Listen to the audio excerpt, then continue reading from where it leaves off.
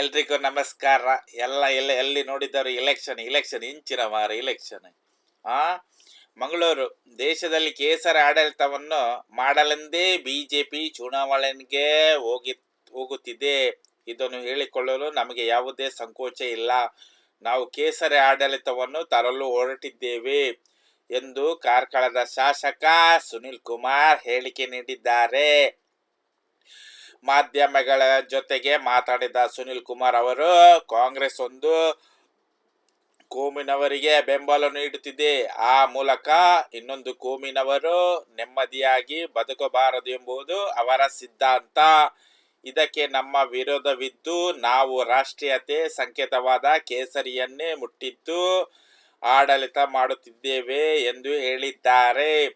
ಕಾಂಗ್ರೆಸ್ ನೀಡಿದ ಜೋಬಿನ ಜಾಹೀರಾತು ವಿಚಾರವಾಗಿ ಮಾತಾಡಿದ ಅವರು, ಶೌಚಾಲಯ ನಿರ್ಮಾಣ ಮಾಡದೆ ಹಳ್ಳಿಯ ಮಹಿಳೆಯರಿಗೆ ಚೊಂಬು ಕೊಟ್ಟಿದ್ದು ಕಾಂಗ್ರೆಸ್ ಸರ್ಕಾರ, ಆದರೆ ಶೌಚಾಲಯ ನಿರ್ಮಾಣ ಮಾಡಿಕೊಟ್ಟಿದ್ದು ಬಿಜೆಪಿ ಸರ್ಕಾರ ಎಂದು ಪ್ರತಿಕ್ರಿಯೆ ನೀಡಿದರು.